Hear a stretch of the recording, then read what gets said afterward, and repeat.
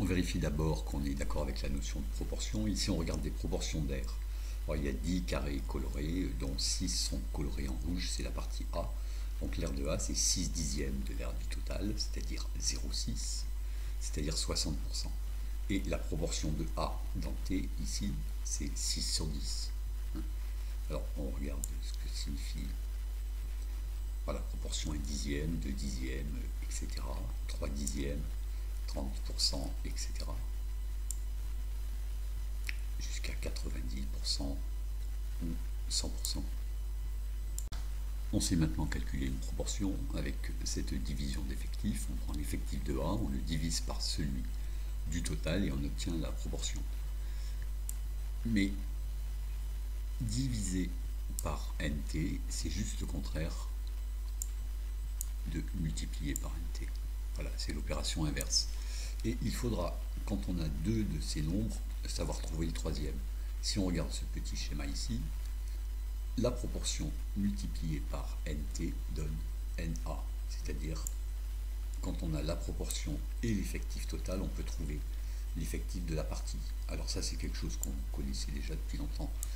Si x est une quantité, 30% de x, par exemple, c'est 30 sur 100 fois x. On multiplie la proportion par le total et on obtient la partie. Alors, ce petit schéma est fort utile, mais on va voir deux autres façons. Alors, avec ce schéma, on pourrait aussi trouver NT, mais on va voir les autres façons. On laisse de côté ce schéma qui permet de calculer l'effectif de A. On donne une autre façon. Alors, P égale NA sur NT, ça peut aussi s'écrire comme ceci. P, c'est P sur 1.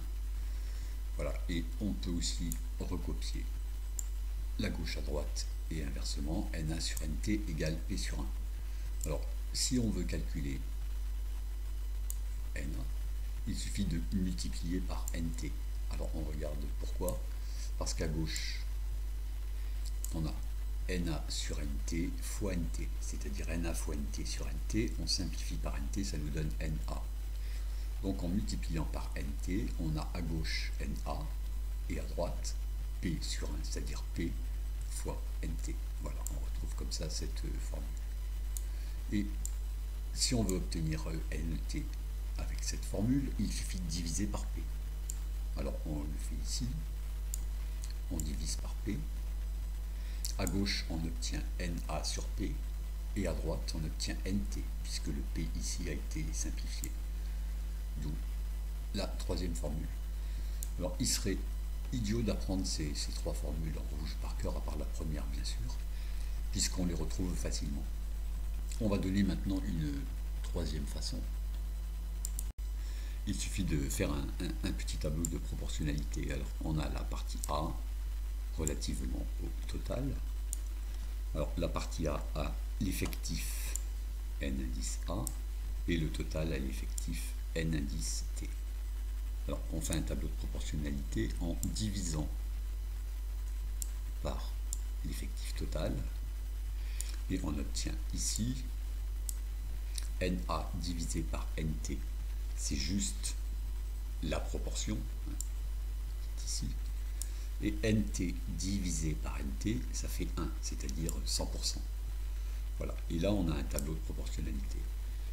Et on sait bien que dans un tel tableau, on peut trouver un des 4 nombres quand on connaît les 3 autres. Par exemple, si on cherche NT, il suffit de faire le produit de ces deux ici, divisé par celui qui est en face. Ou si on cherche NA, le produit de ces deux divisé par celui qui est en face. Tout ça parce que tous les produits en croix sont égaux dans un tableau de proportionnalité.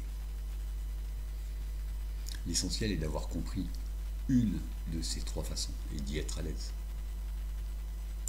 Si vous optez pour une 4e façon qui est d'apprendre les 3 formules en rouge par cœur, dites-vous que la deuxième ici, vous la connaissez déjà, comme ça a été dit sous cette forme ici. 30% d'une quantité, c'est 30 sur 100 fois cette quantité. Alors, exemple, dans un lycée, il y a NT égale 800 élèves, on vous dit que la proportion des demi-pensionnaires est 0,6.